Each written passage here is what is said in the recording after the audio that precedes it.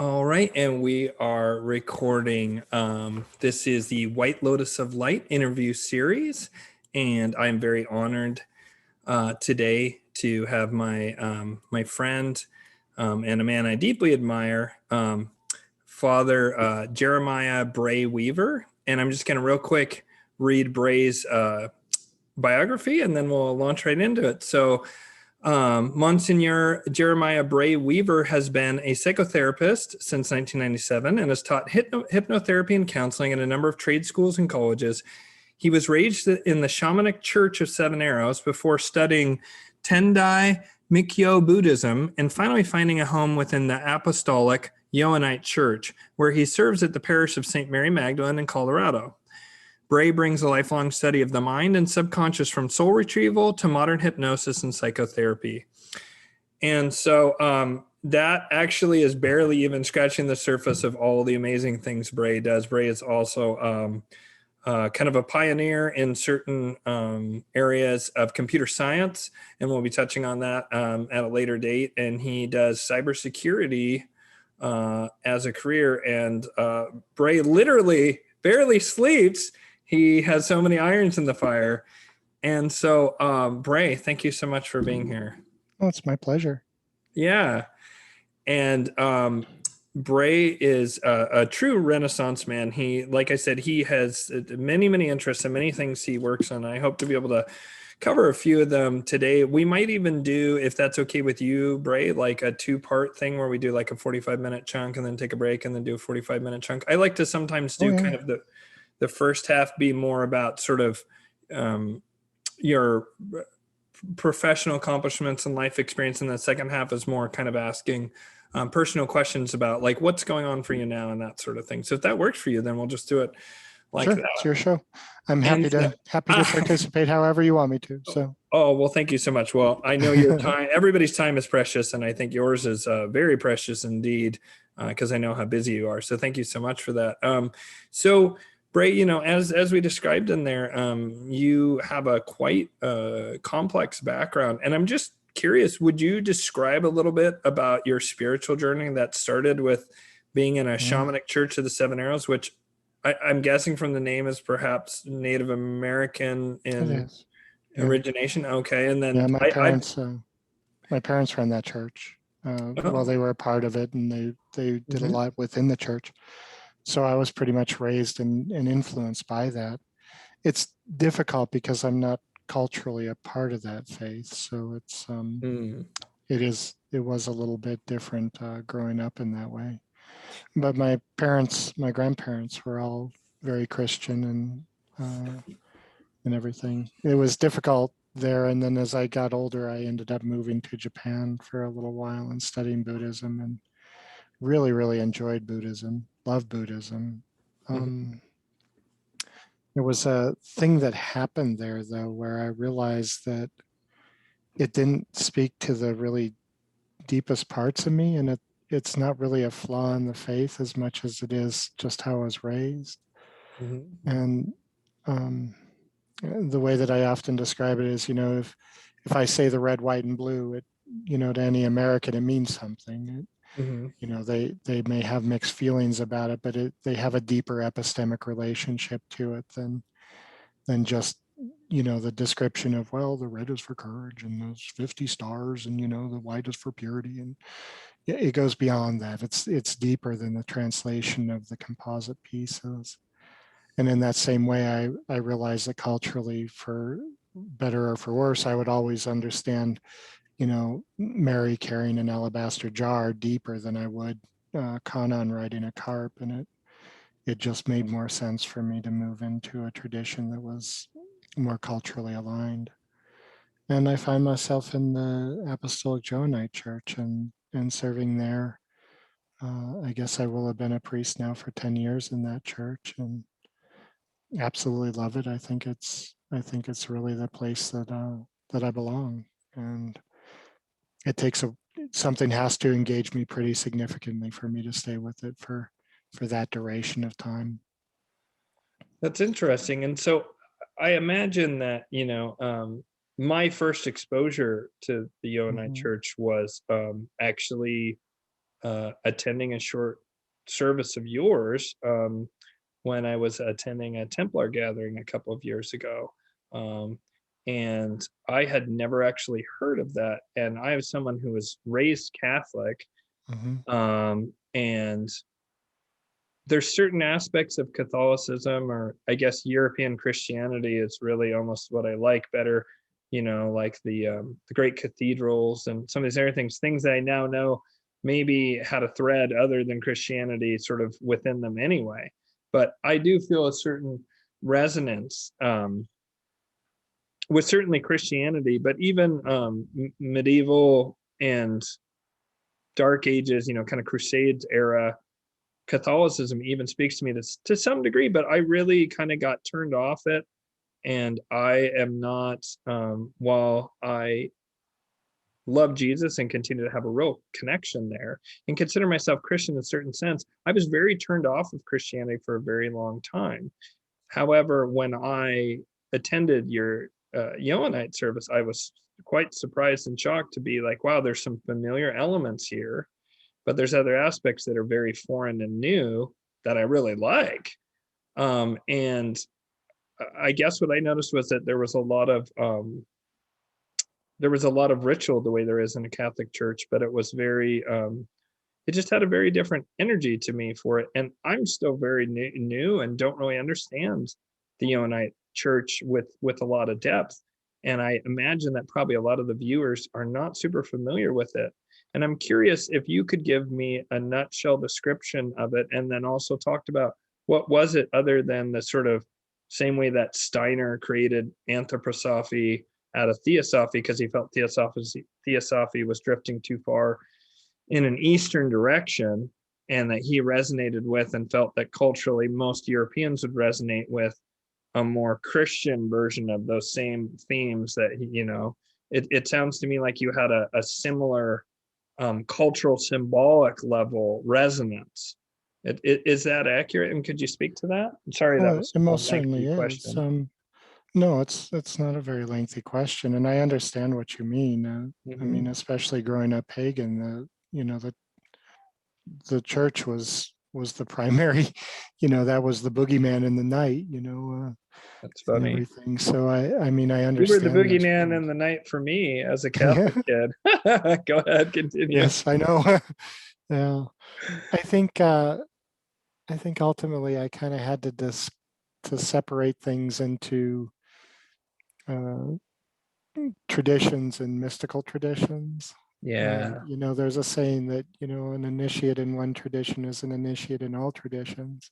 And the reason why that is I guess the way that I describe it is that, if we look at God as a consciousness of everything, that consciousness speaks to us all in the very same way. And we end up getting the same message, but when we run it through our own filters and everything, even at a individual level, we express it quite differently.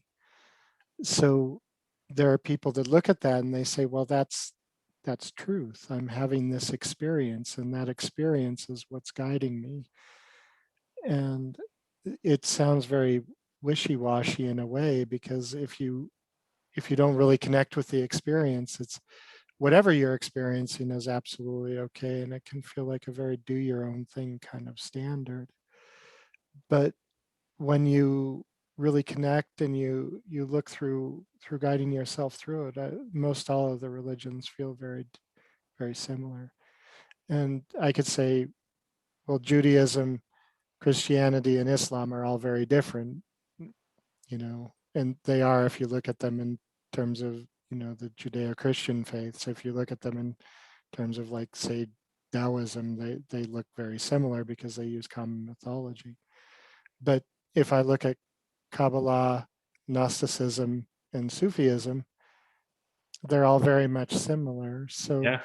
I think when you jump into that mystical tradition, it doesn't really matter where you're engaging it. It's more of I'm a part of that tradition. I'm a part of that mystical tradition. And for me, I realized that even though it was in some ways uncomfortable for me to really engage with initially, it was where the depth of my cultural understanding was. And I realized that I would be able to take the myth deeper in my own being by engaging with them within the way that I was, within the culture that I was raised in, as opposed to outside of that culture. But as I have, it's added new depth to other things. Like I still study Taoism, I still practice Buddhism. I love both of them. I think that there's wonderful things in them. I get a lot out of them. And I still consider myself an animist, even here, and it's just a part of that tradition. It's what Animism meaning mythology I need to go deeper. animism meaning everything has an inherent God, nature, spirit to it. So that's the way that it's usually explained. I don't, as I really have engaged with it as a working tradition Mm-hmm. and tried to make sense of it that way, I think that we don't take that definition far enough. I think that we look back into primitive cultures and we say, oh, well, they believe that the stream had a spirit, and the rocks had a spirit, and all of these things. I think that the way that we would relate to it better is to say everything that is made entirely of the consciousness of God, and not anything that is made of anything but the consciousness of God. Yeah. I think that would be a decent modern translation of what the animists actually experienced. Yeah. And I feel it's irrefutable truth. I mean, just my personal relating to life is that everything is arising within the consciousness of God. I had a experience when I was 12 where I looked up. We had this giant beam in our house, to where we used to have a front porch, and then they turned it into a living room. And so, sort of connect those two, or I don't know why, maybe they just like the look of it. They had this giant oak beam, and it was made of several layers of oak that was super just gorgeous and beautiful. And that beam weighed hundreds and hundreds of pounds. And it was just about the most solid thing I could think of as a kid, you know?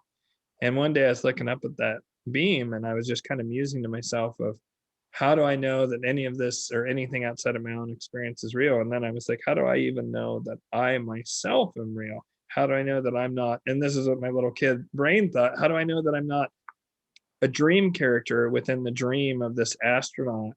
Specifically, this is what came to mind: an astronaut tumbling through space who had gone insane because they were tumbling through space, and there was nothing to catch them or whatever, and it was never going to stop. And so they had created this entire world in their mind.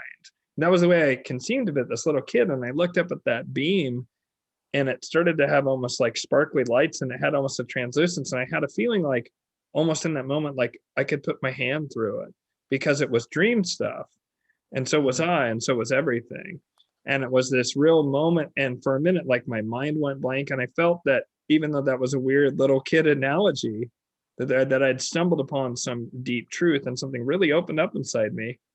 And then right after that, the hormones hit, and then that was it. For like a decade or 15 years, right? I couldn't get my head out of the clouds, with the thinking about girls and stuff, when I 13, 14-year-old boy being all anxious about that stuff, and terribly distracting. Yes. Yeah. And then I didn't kind of come back to myself. But I have always, when I first heard about animism, and I love the way you describe it, because that's a much better description. I resonate with it, Shintoism and that sort of thing, for that exact reason. Yeah. So I do want to ask you, though, one of my understandings about the Johannite Church, and please do correct me, and no disrespect, Matt, if I'm incorrect about this, is that there is a belief of the acceptability of specialized prayers or appeals to angels, that some might call theurgic magic, meaning a magical invocation for the upliftment and healing of others. Is that accurate at all? Well, yeah, it's a part of the tradition. I mean, you look at a single thread of a tradition that engages with the mystic over 2,000 years, and there's a lot of things that are in there. And if you reach back even further into the deeper Jewish traditions, the deeper Egyptian traditions, the deeper, at one point in time we were all animists. I mean, at one point in time we were all tribal, and It's everybody in the world. It's shaman blood that runs through our veins at some level. Mm. You know, so you can, even just looking at it forward, let alone looking back, you have a tremendous amount of things there. And certainly there's been a number of theological practices and magical practices that have been a part of this tradition at different times. You can let yourself go quite a bit when you take away and say people are going to need to experience what they need to experience, and we should encourage people to experience and engage with the divinity at their own level. Mm-hmm. And again, that has some caveats. Like, traditionally speaking, you wouldn't say that outside of a moral framework. And this was a lesson that I had to learn significantly when I went to go do like prison chaplain work. It was, no, this isn't what these people need to hear. This isn't what I preach. Isn't what needs to be done here. We need to go back to basics. 10 Commandments are a good thing at this level. Yes. You have to have a moral sense before you can really engage in these things. You have to have an intact moral compass before you can set out upon them. And then you need to explore. You need to have the freedom to go off the reservation. And being an animist like I am, and everything being God, I can't take you away from the experience of the consciousness of divinity any more than I could take you away from the air that you breathe. It's just not something that's really practical. And I'm sure that people will argue with me and say, well, you could go underwater, or you could. That's not really my point. My point is, we're so infused and so innately intrinsic to that environment that it's a part of our natural state of being, and it's anywhere you go, it's there. So if you're engaging with theurgy, fine, let's do that. If you're engaging with mysticism, let's do that. If you're engaging with prayer or traditional Christian practices, I think that they're all a step to divinity, and probably exactly what we need at the time that we're doing them. So.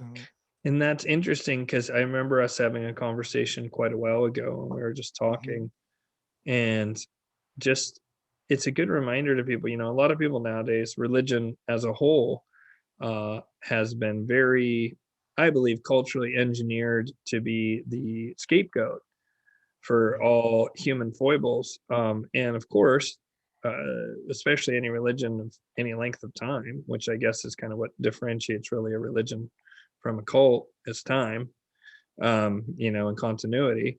But if you look at any religion, meaning anything that's lasted for, say, over 200 years, you're going to find scandals, because it involves humans.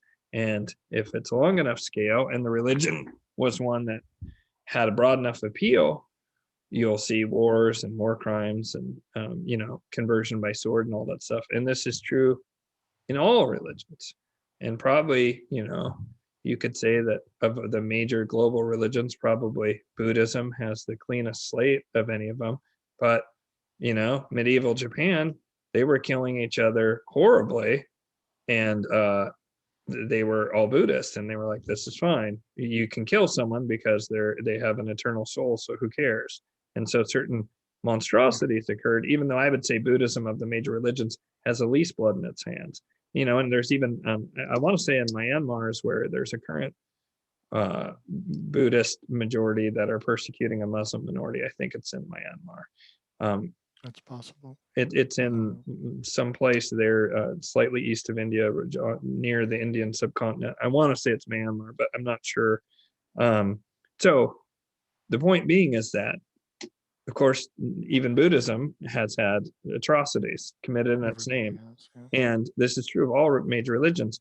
But people want to kind of myopically focus on that and ignore two things. One, the positives that religions have done globally, culturally, historically, art-wise, science, everything.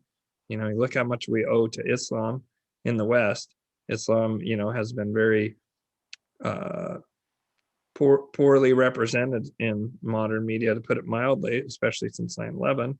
So if you look, though, all of our math, science, art, architecture, the Enlightenment, Renaissance, it's all directly because of the Islamic influence that Templar, among others, were bringing over from the Middle East.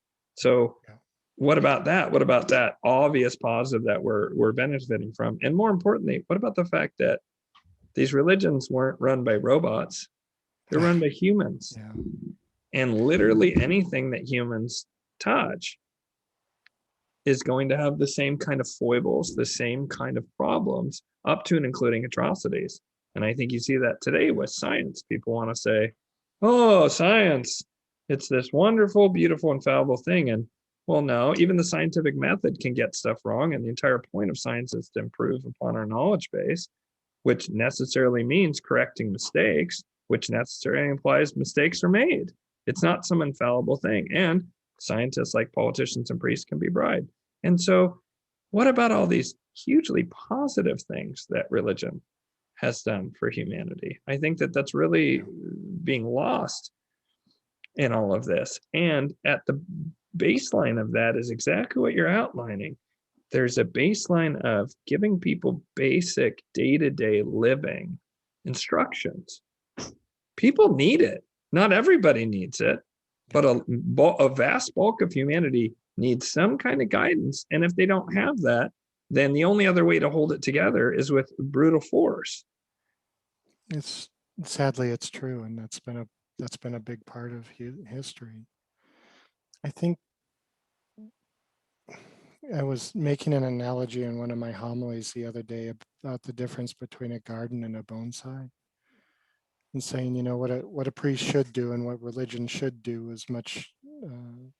I'd just been reading a book on gardening, and they were saying, you know, a gardener doesn't really grow plants. What they do is they tend soil. They make sure it has the right hydration, it has the right nutrients, it has the right, you know, composition, that everything's right. And if they make everything right in the soil, things inevitably grow. And that's different than bonsai, where it's well, we're gonna put it in a smaller pot so it can't grow too big, and then we're gonna, you know, we're gonna cut off this branch because it's not in exactly the right place, and then we're gonna wrap wire around here to make it go off in this direction. We're gonna prune everything in this perfect triangle, you see. And that makes this sense of perfection in that. And I think that so often religions and the things that people have problems with religions in is that they feel as though they're trying to be made into something. They feel as though they're trying to be made into this perfect form, and they don't really have expression. Whereas if religion's really just focused on trying to grow and trying to make the right soil for the right, that people have the opportunity to avail themselves of tradition and grow in the direction that they want to, that's there. But it also takes a leap of faith in understanding that there's not a lot of answers in that. I mean, there is, but it's different. If you say something like, well, take for example, I don't care if you believe in Jesus. I don't care if you believe in the Christian mythological frame. What I care about is that you have a relationship with the Christos energy, with that impulse energy, you know, and it's mirroring the Sophianic energy in that tradition. I care that you have a relationship with those things and that they have expression in your life in some way. But when you ask me, well, what is my experience of that? I can't tell you. I don't know. What I can do is create soil and hope that you have that experience and that it enlivens you in some way. And I can hold space for that beauty to grow into whatever it is. And that makes it difficult for people that are like, but what's the answer? And I think so often people want me to have the conviction of their beliefs. You know, that I will affirm that what they believe is true. And you know, that's hard in this kind of faith. you know. I think it was interesting that, kind of tying together two things you said is that for most people, they need that basic structure, for the bulk of humanity, they need that basic structure of people want to be told what to do because they feel lost. They feel like there's no guardrails on reality. They feel like they don't know what to do. And so if you form something that says, let's behave this way, and everybody who identifies as Christian or whatever is going to behave in this kind of way. I discuss frequently with my partner who's Muslim about like all the different things about living a Muslim life and how that is informed by wisdom, and it's the same thing with the Jewish, baseline ways to behave as a Jewish person, Buddhist, Christian, Hindu.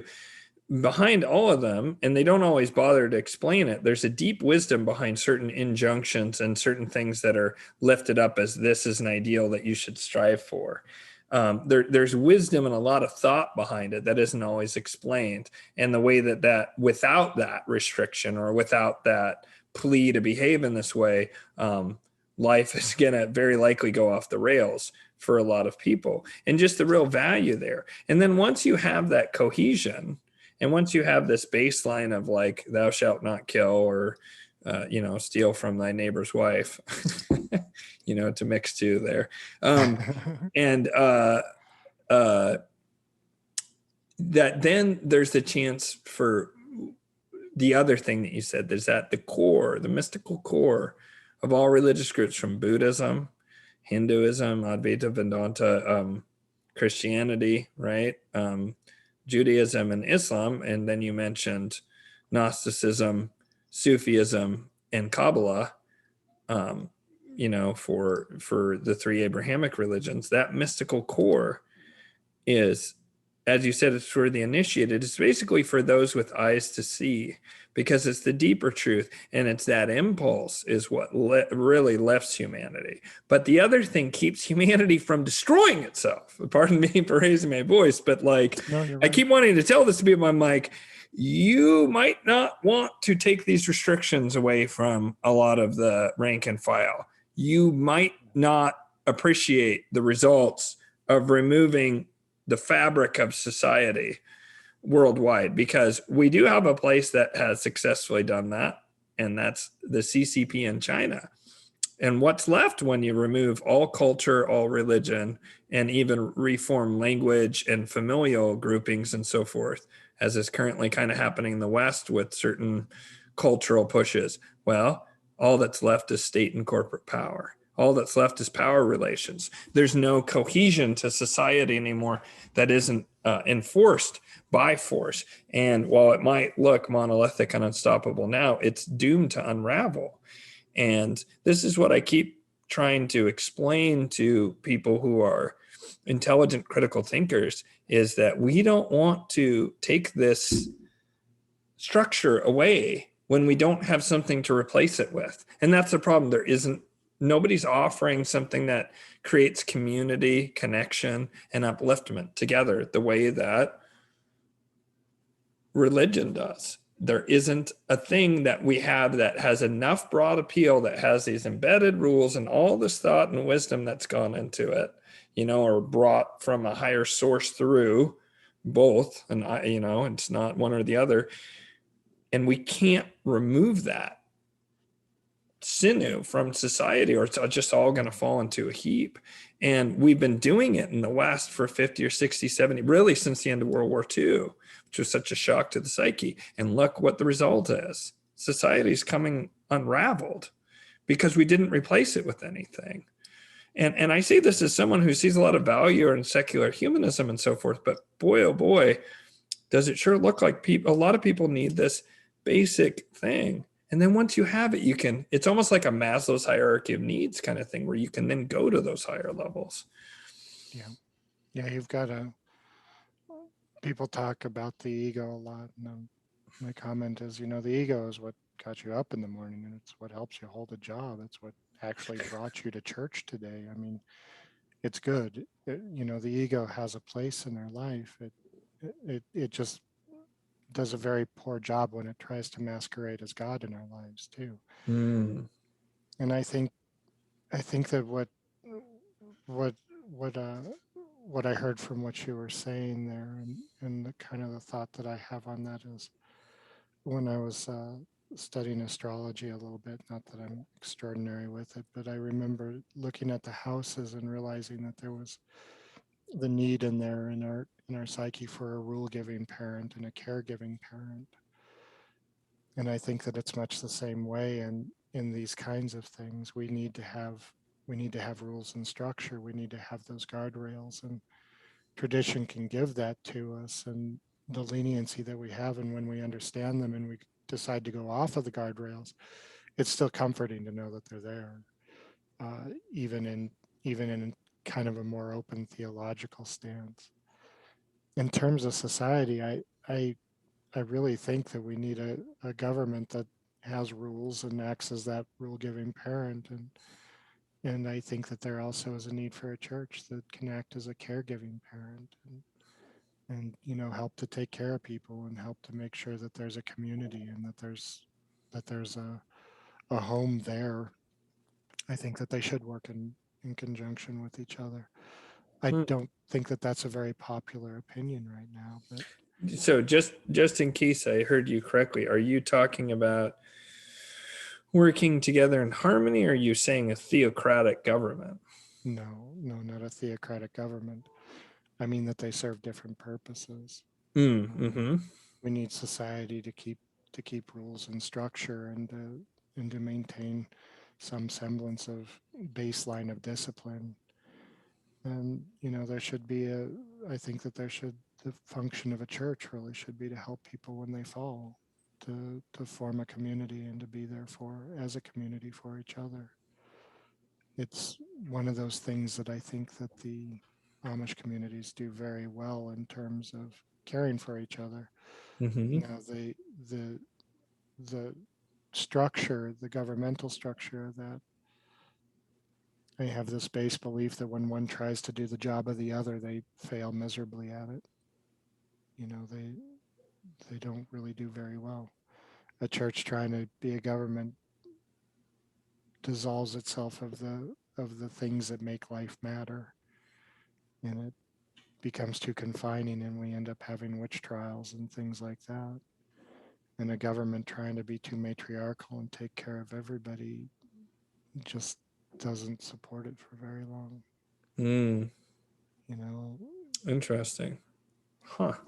But again, that's my opinion, and I understand it's not very popular right now. Oh, no, I think it's interesting, and it's curious to think about that, because it's kind of a fourth house, and then either ninth or 10th house kind of are encapsulating what you're saying there, and that's very interesting. I'm gonna have to sit with that for a while as an astrologer and think about the implications of what you're saying. I really like that and find that interesting. Something I wanted to ask you about, Bray, that I'm going to switch subjects here, is you were talking about that you had spent time in Africa, and I think you were there doing some kind of helpful work, but that you had met I'm not sure, you've seen these pictures I'm showing pictures of now. Are you able to see that on the screen? Mm-hmm. Yeah, of the Dogon Tribe in Africa, Mm-hmm. and they're a pretty famous tribe that states that they are essentially the Egyptian priestly class that went into self-exile, probably well over 1,000 years ago now. I think it was sometime like during the Ptolemaic era or something to that effect. Yeah. And that you spent time with them. And what's interesting is a lot of people are very fascinated by some of their, I was showing some of their dress here. That's probably what they look like more on a day-to-day basis. But usually they have a ritual they do I even want to say 50 years, something like that a lot of people say it has to do with the fall of Atlantis. And it's interesting, this figure on top, because it links into something that I did an interview with Tim Hogan a while ago, and we looked at this exact picture and talked about this structure here. And it relates to actually something you wanted to talk about. Yeah, you find it everywhere. Yeah, relating to the Dogen people, and you told me that your main takeaway from that experience was learning a different way to think about symbols as having multiple layers of meaning. And I can put up either of those pictures we talked about earlier if at any you point you just want asked them. for some of the symbols there. Mm-hmm. You know what I find interesting is that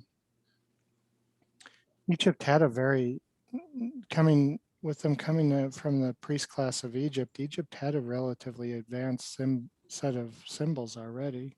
Mm-hmm. Now they interpret them very differently, and there are some books on that in terms of that interpretation, but they see it as almost infinite. I mean, the layers to symbols are extraordinary for them, and it's not something that's really accurately. It's not like you can sit down and go, what is the meaning of this, and what is it here, and what is it here? But it links to such a deep and intimate personal experience, having sat with the symbol, that the way that it unfolds in the mind is entirely different. And I mentioned that an example of that with the flag earlier. Could you really sit back and tell me everything that the flag means to you? I mean, could you even articulate that honestly? To see your flag, your country's flag, you might love it, you might hate it, you might feel indifferent about it, you might, all of these things, but the experience of that as a symbol is so extraordinarily rich, and it that was really the biggest thing that I took away from it. And looking at that in terms of mathematics, I started to think about compression algorithms and designing compression algorithms that didn't actually compress data, but made use of symbols. So the symbol could represent a significant amount of information out there, that we could assign to different mathematical formulas. There's certainly formulas that will create and recreate extraordinarily complex symbols, blow them out into infinite proportions, really. And if we started to wrap data into those, and then instead of storing the data itself, we stored a symbol marker to it, we could compress mass quantities of information down very, very small. It's actually something that I'm trying to work with right now, to be honest. I think that one of the gaps that we have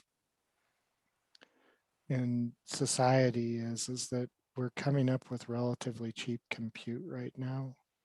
Like, your Raspberry Pis and stuff, it's capable for somebody with modest, with modest means to go through and build a computer that, a network of these computers that would do really hardcore analysis on things.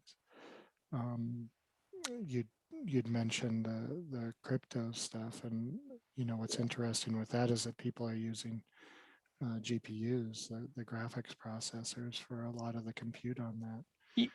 Yeah, that you're talking about mining cryptocurrencies, and how someone discovered at some point that the graphics card, the parallel processing, was better for mining like Bitcoin and so forth. And if you're a computer building hobbyist like me, that you like to build your own computers on the cheap, then you're like, ooh, Bitcoin, because well, let me tell you, graphics cards are crazy expensive right now. And that's interesting. And Bray works in, among other things, computer cybersecurity stuff. And so, that's curious that they're using graphics card. Why is that? I don't really understand that.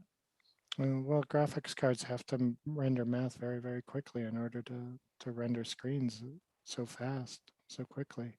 They're just extraordinarily good at doing math like that. But most processors are. I mean, the kind of math that I'm talking about is not extraordinarily complex.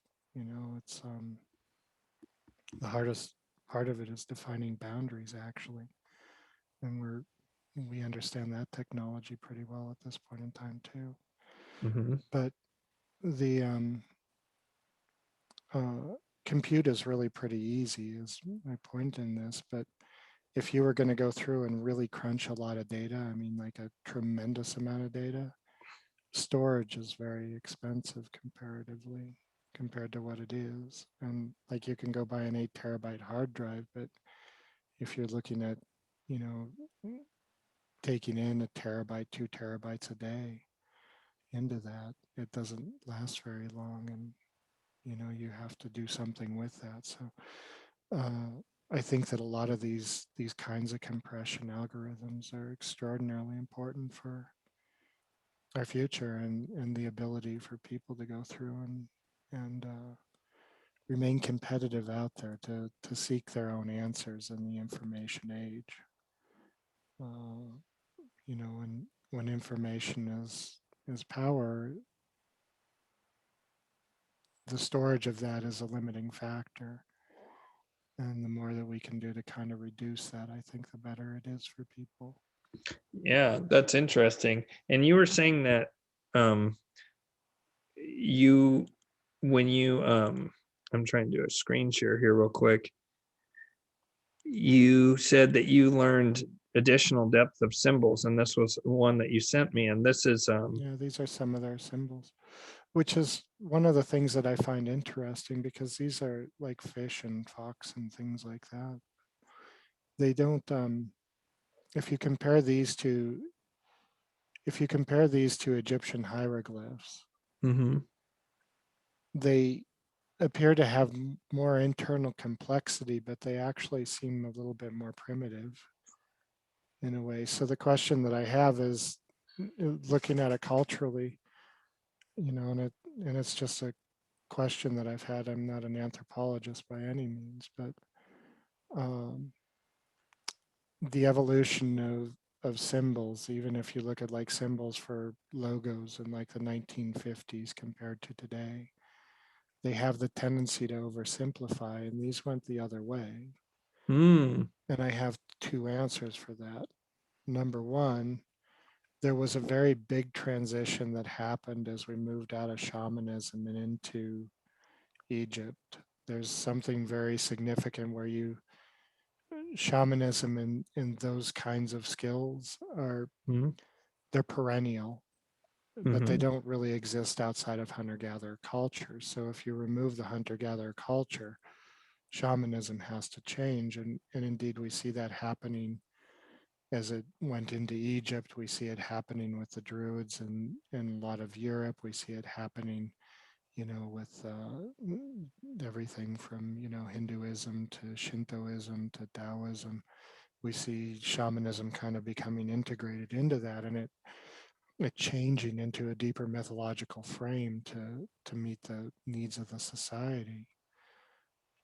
So my question is does this symbol set here represent a reversion into a deeper shamanic culture, or does it represent a progression, or is it completely unrelated to the Egyptian hieroglyphs?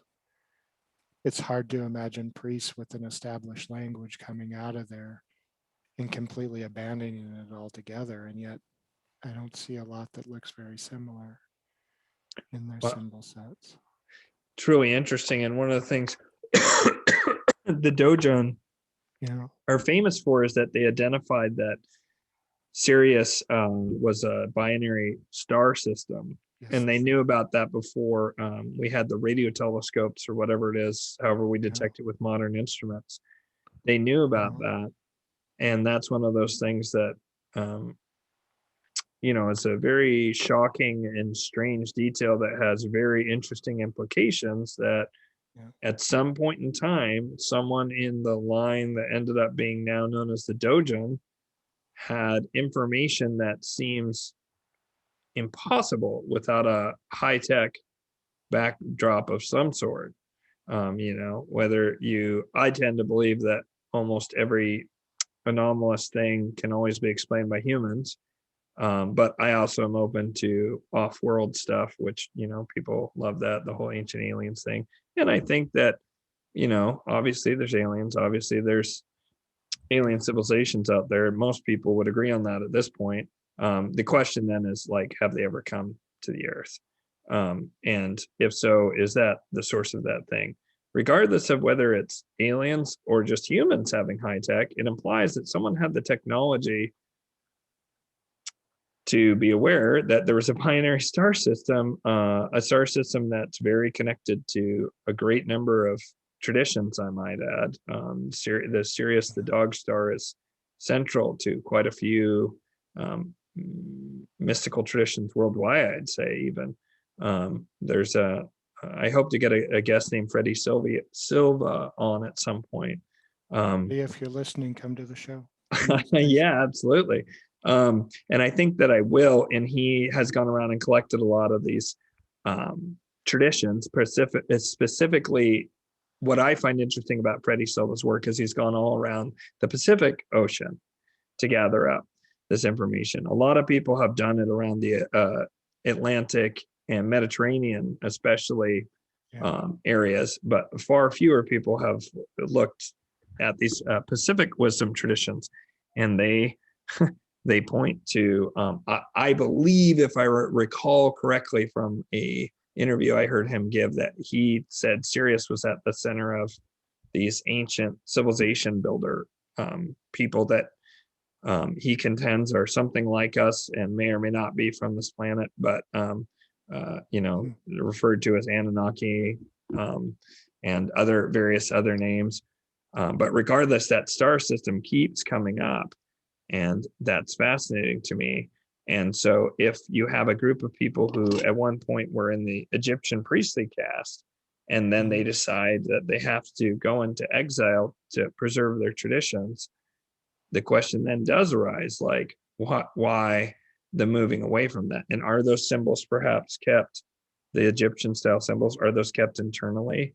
Was there a decision made to translate them into a new form and then out with the old because you've kept the wisdom without the prior structure? Yeah, it's very interesting. And I can't really wrap my mind around how you could look at that and then use it to create computer algorithms and compression from that. That's, my brain just doesn't work like that. I think that's incredible. And it is an interesting kind of thing there. I mean, it certainly looks as though they went more into the African traditions. I mean, those symbols do look very, very African in my estimation. There's a lot of mystery and there's a lot of magic in that area of the world too. There really is. It's like I said, we all have shaman in our blood if we go back far enough. My suspicion, though, is that when they left that area, they became a little bit more nomadic for a little while and kind of returned to hunter-gatherer cultures and moved in a little bit different way there. I think that they ended up reverting back into the animistic roots. I don't know that they ever lost that. I just think I think that shaman exists in all places, and by shaman I should clarify that I don't necessarily mean shamanism as a religion.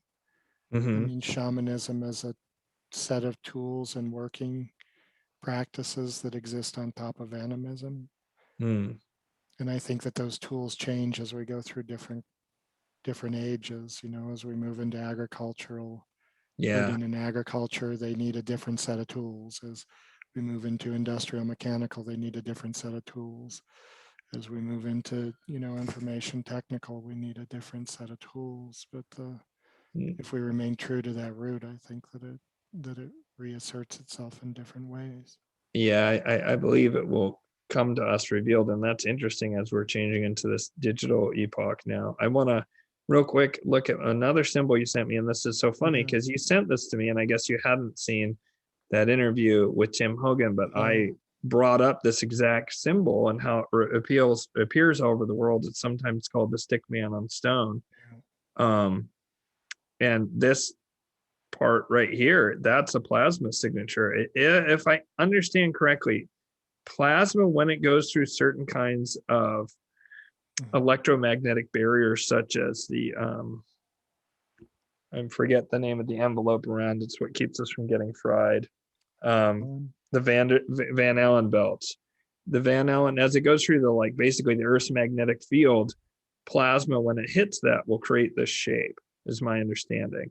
And that if you saw a bunch of plasma hitting and it wasn't intense enough and perhaps even dark, right? So a bit like Aurora Borealis, but if you saw a mega plasma hit into our magnetosphere, I guess, you would see something like this.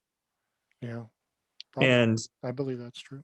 It's all over this symbol seen over the world. And there's a Robert Schock, who talks about the deep antiquity of the Sphinx temple site and points to the erosion there on the sides of the Sphinx, which again, I also talked with Tim Hogan about that a lot. So watch that video if you haven't, viewers, you'll be delighted. He contends that the fall of the Ice Age civilizations, whatever you want to call them, Atlantis, the Rama Empire, whatever, that was due to a mass coronal plasma ejection of a size we haven't seen. There was something, I believe it's called the Carrington event. I'm going to look that up real quick. That happened in, I want to say the 1930s or something like that. And I guess it was in 1859. So we basically were not electrified at all. 1859. That is wild. I did not realize it was that far back, but it was a coronal mass ejection. And they had very simple electrification, just a little bit here and there, and it was obliterated. The people who were running electrical things when that Carrington event happened, God, I didn't realize in the 1860s or 1859. That's crazy. So that's ultra beginnings of electricity, almost none. But where there was any kind of electrical stuff being used, it got obliterated by this event. And if it was intense enough, it's possible that even there would be plasma strikes hitting the surface of the Earth. So our superheated plasma was penetrating through, and you would see that symbol in the sky, and then a blast of plasma would come down. And he claims there's vitrification and so forth of stone, both in the Giza Plateau and elsewhere on the Earth, that points towards this theory that what brought down the Ice Age civilization was, and ended the Ice Age as well, was this a plasma strike event. Of course, the other major theory currently is the Younger Dryas impact that Graham Hancock talks about. And it's possible the two aren't even mutually exclusive. But it is interesting that that symbol pops up so often worldwide. And it pops up everywhere. I sent it because it matches the headdresses, which is probably what you and Tim were talking about. Oh, yeah. I pointed that out to Tim, that I thought that those two were related. In fact, I can pull up that exact picture here. Oh, they are.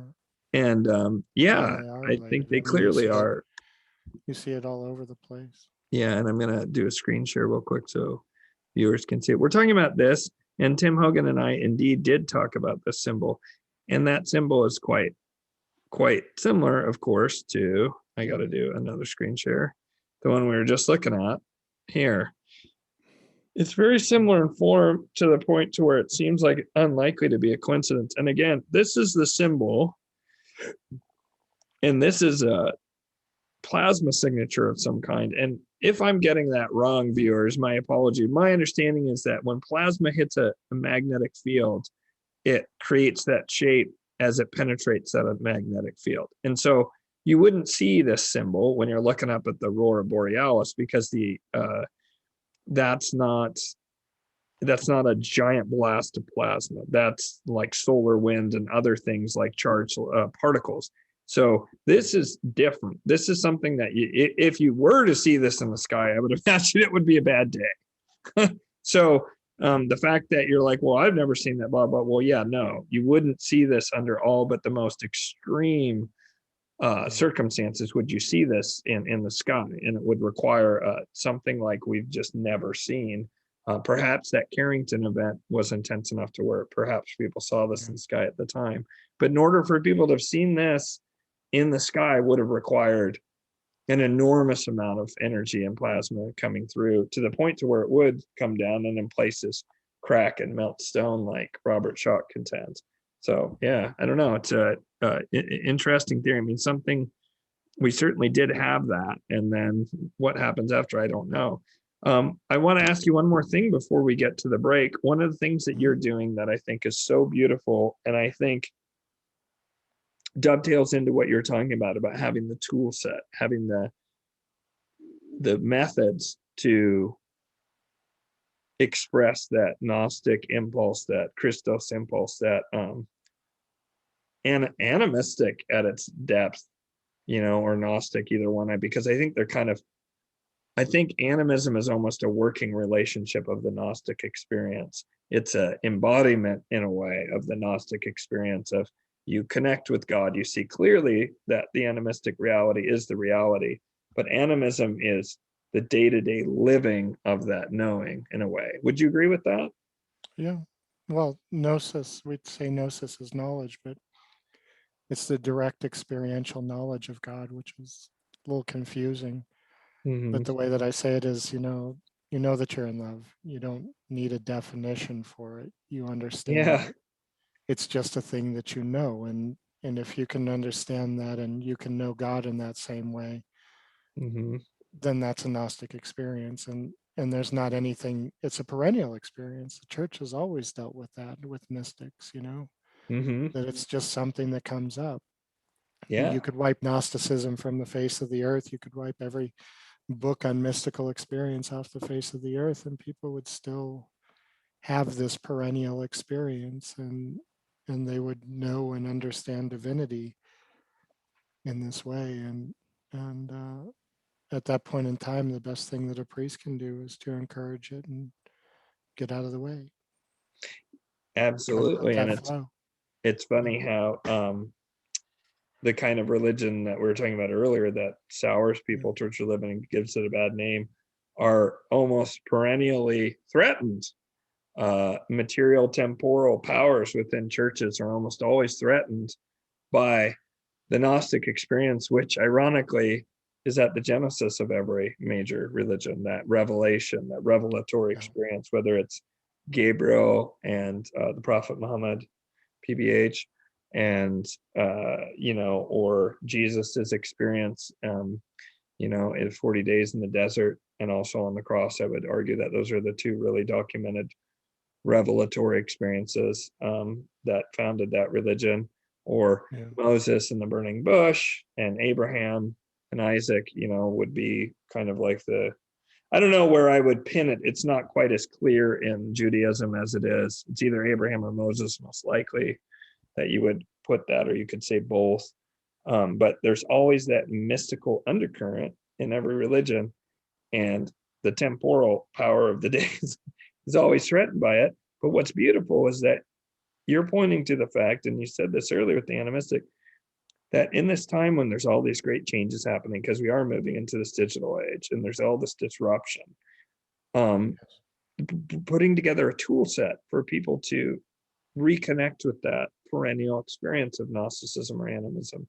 You are working on a project that you call Three Wells Gnosis, which is a way to bring together and curate all this sacred wisdom of various stripes. Yeah. And did you just want to talk about it a little more? No, absolutely. When we talk about Gnosticism, it's kind of like talking about Christianity, and it's like, which denomination, how did Gnostics feel in antiquity depends on which group and which period of time and which area. They seem to be more codified than a lot of other faiths because they kind of bind around this mystical experience, and we can recognize that experience. If you've had it, you look at it and go, oh yeah, that person's had it, even if they don't speak your language. But I think a lot of things are that way. Like I watched women in refugee camps that often didn't speak the same language, and yet they had no problem whatsoever communicating with each other and supporting each other. It was just amazing to see.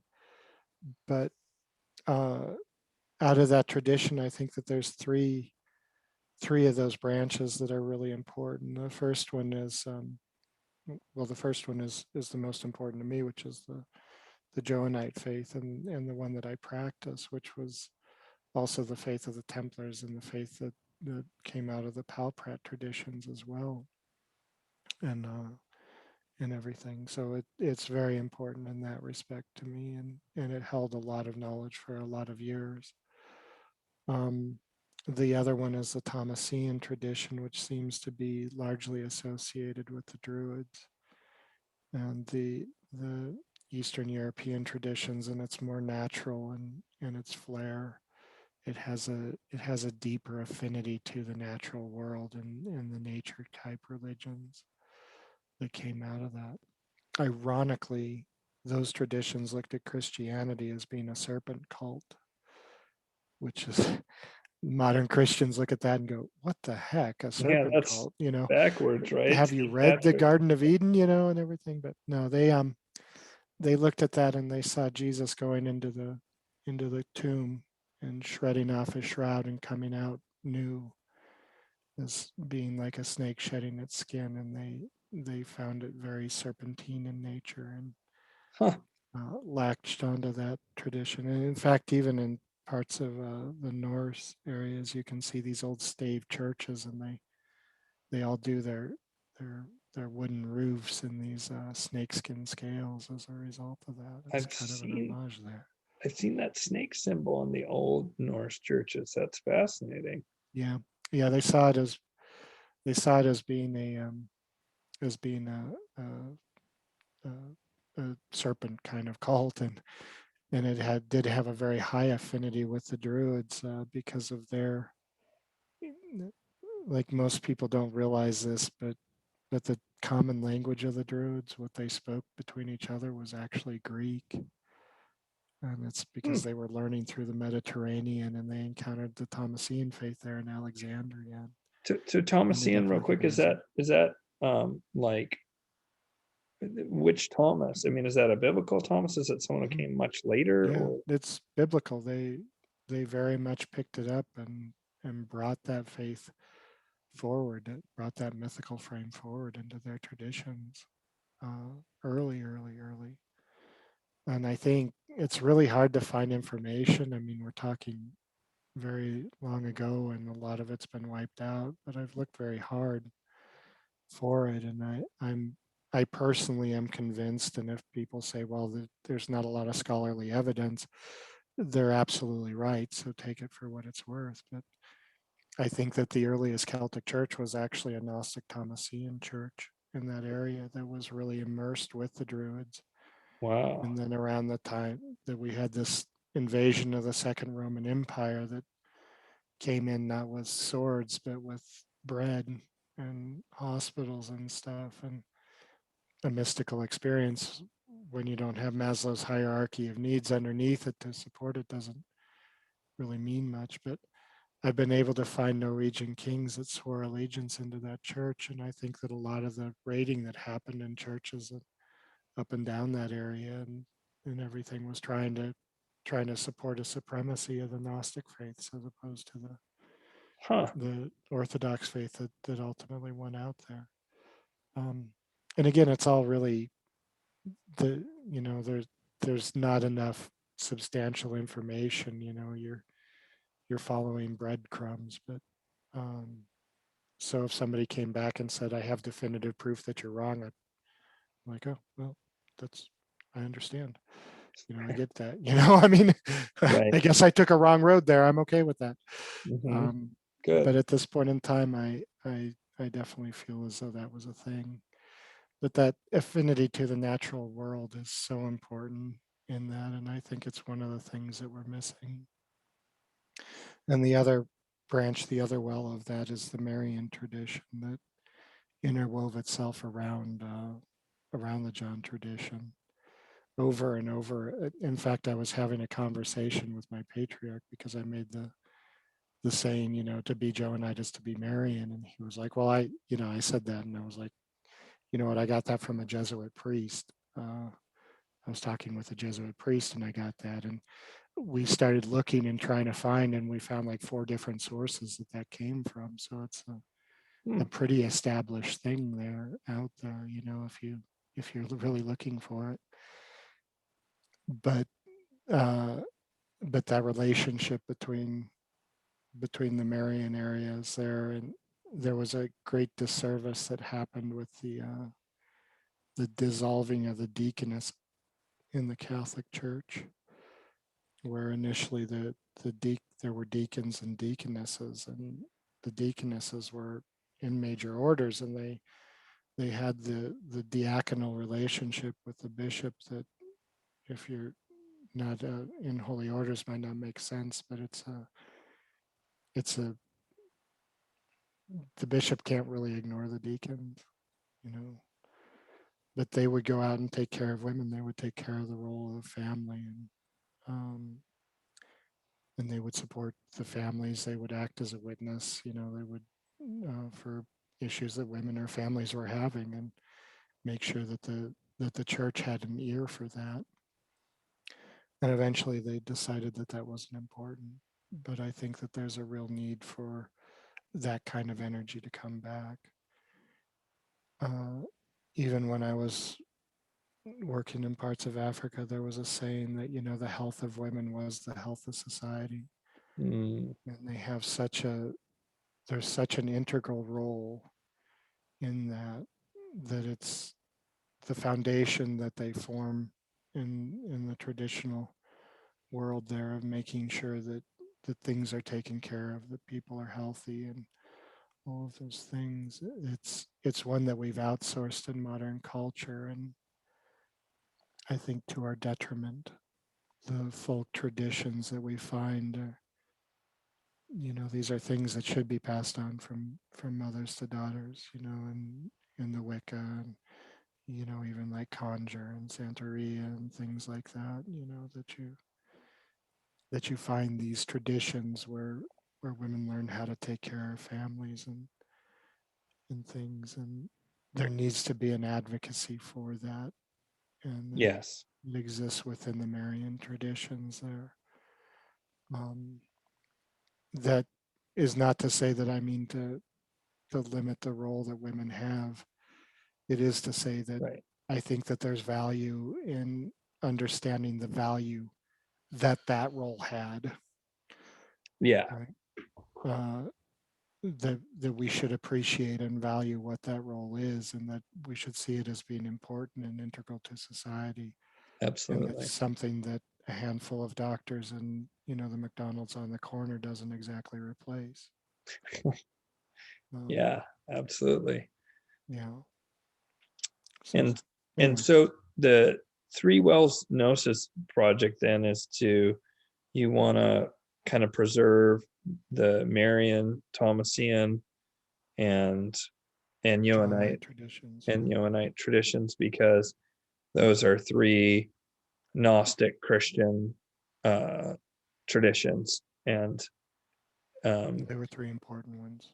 And so that's kind of like the core of your project with the Three Wells Gnosis. And I will tell people that I've been privy to Bray's like showing me all the like information that's held within that, and it's amazing and tremendous, and there's so much good stuff. Bray, I was thinking that is probably a good place to take a break, and then we'll come back and I'll ask you those other questions. Does that sound good? Perfect. Awesome. Okay, well, I'm gonna wrap up part 1 then here, and then you can find I'll put a link to Bray's page on the AJC, the Apostolic Johannite Church, and just he probably can be contacted through that, or I'll put whatever contact info Bray wants to have down there for any of his projects. That's any fine. Attention he wants to bring to them. And then of course if you are interested in getting a Vedic astrology reading, that's one of the ways that I support this channel, is through doing my astrology work. And also, if you want to support the channel, just even with a $1 donation, I have a PayPal link below, and that would be huge and help me to continue to get wonderful guests like Bray and future guests who could be all kinds of people. I have some people on my list, and I'm working on getting a few different people, actually the aforementioned Robert Chalk, Randall Carlson, and Freddie Silver, all people that I'm working behind the scenes on getting. And so we'll go ahead and pause here, and then we'll come back with part 2, where I'm going to ask Bray about some of the projects that he's working on now, and just some advice that he can give to people who are trying to navigate this huge earth change with this digital revolution that's upon us. And of course, all the stuff related to the pandemic and just this sort of collective dark night of the soul that we're all going through right now. So I will be putting that up in the next week or two. And fantastic. Thank you so much for watching, and be sure to hit like and subscribe. Thanks.